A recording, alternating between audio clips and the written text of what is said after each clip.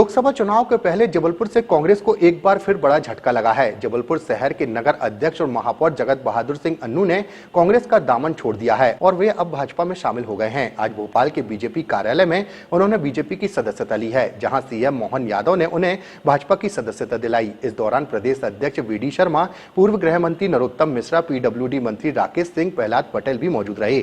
महापौर जगत बहादुर सिंह अन्नू के बीजेपी में शामिल होने के बाद यह अटकलें शुरू हो गई हैं कि जबलपुर से भाजपा के सांसद प्रत्याशी जगत बहादुर सिंह अन्नू को बनाया जा सकता है। गौरतलब है कि कुछ दिन पहले ही कांग्रेस से विधायक प्रत्याशी रही और जिला पंचायत सदस्य एकता ठाकुर ने कांग्रेस का दामन छोड़ा था और वे बीजेपी में शामिल हो गई थी। पूरा देश मोदी जी के नेतृत्व में चलना चाहता है और ये तो बिल्कुल तय हो गया कि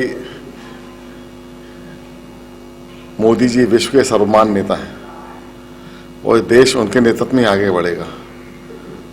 22 जनवरी को जब पूरा देश राममय हुआ तो कांग्रेस के बड़े दिग्गजों को भी लगने लगा कि अब भगवान राम की शरण में ही जाना चाहिए। आज स्वागत है, जैसा कि समाचार पत्रों मीडिया के माध्यम से पता लगा कि जबलपुर के महापौर जगत बहादुर अन्नू जी ने प्रदेश में, हमारे प्रदेश के अध्यक्ष मुखिया ने, हमारे मुख्यमंत्री जी ने उनको भारतीय जनता पार्टी की सदस्यता दी है।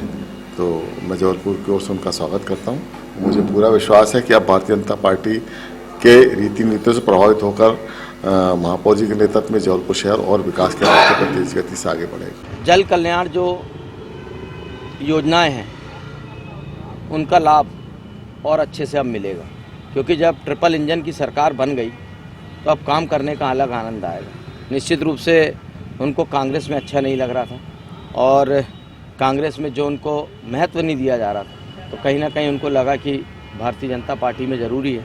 और हम सब जानते हैं कि आज महापौर जी आए, आने वाले समय में और भी हमारे कांग्रेस के अच्छे अच्छे नेता आएंगे, क्योंकि जब हमारे मोदी जी ने कहा है कि कांग्रेस मुक्त हिंदुस्तान करना है, तो निश्चित रूप से एक प्रयास जारी हो गया और आने वाले समय में आपको देखने को मिलेगा।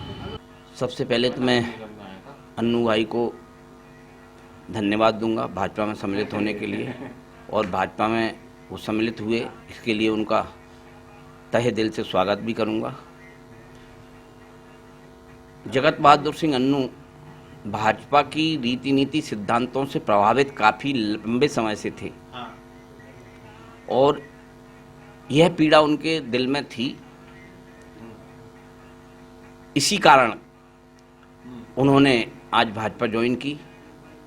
लेकिन यह आप मानते हो कि हर व्यक्ति को अपना भविष्य का चयन करने के लिए स्वतंत्रता होती है। इसी को आधार बनाकर माननीय महापौर जगत बहादुर सिंह अन्नू ने भारतीय जनता पार्टी ज्वाइन की। भारतीय जनता पार्टी कभी भी